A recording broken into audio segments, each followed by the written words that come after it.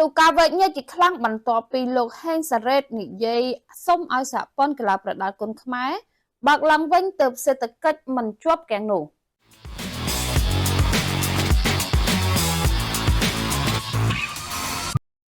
បន្ទាប់ពីលោកហេងសារ៉េតពិធីករទូរទស្សន៍ CTN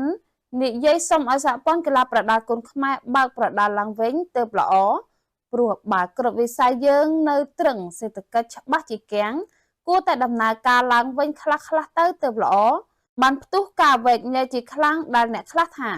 លោកហេងសារ៉េតឯងមានមើលកងទ័ពសមរភូមិមុខកំពុងធ្វើអី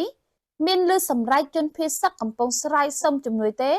តើលោកចង់ទះដៃស្រែកហូរកញ្ជ្រៀវសប្បាយណាស់ទៅមែនទេសុំគិតឡើងវិញផងអ្នកខ្លះថាប្រទេសកំពុងជួបបញ្ហាចោលឈ្លានពានទឹកដីហេតុអីមិនយកខួរមកគិតបន្តិចសោះគិតតែរកប្រយោជន៍ផ្ទាល់ខ្លួនឈប់បានឈប់ទៅលោកគំនិតបែបនេះអត់ប្រដាល់មើលហូបបាយមិនឆ្ងាញ់មែនពូប្រទេសគេយកអស់ទៅតើប្រដាល់គេទុកមែនខ្លួនឯងមានមុខរបររកស៊ីដែរហើយជាពិធីករទៀតគិតអីក្នុងខ្លួននឹងឲ្យបើកប្រដាល់តាំងពីពេលហ្នឹងលោកឯងម្ចាស់ sponsor មែនបានចង់ឲ្យតែបើកប្រដាល់ហ្នឹងបើមិនទាន់ងើបពីដេកទេងើបពីដេកហើយទៅស្រោចទឹក7វត្តចេញផង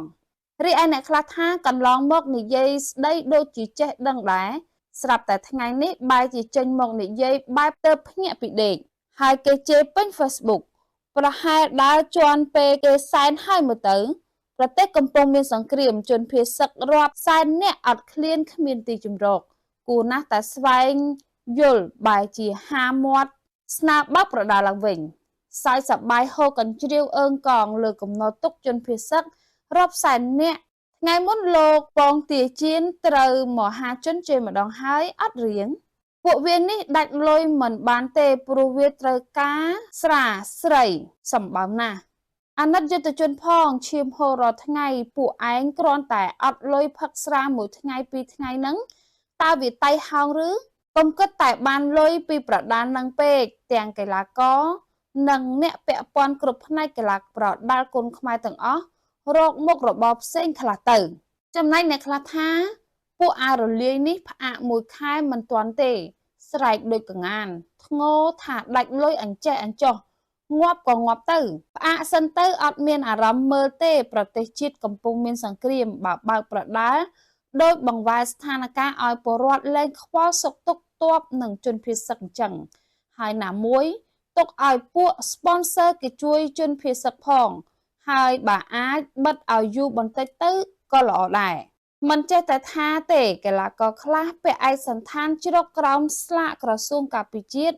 ស៊ីប្រាក់ខែរដ្ឋគួរតែទៅព្រំដែនខ្លះទៅឬក៏ឲ្យពួកគាត់ទៅជួយលើកស្បៀងដាក់ឡាន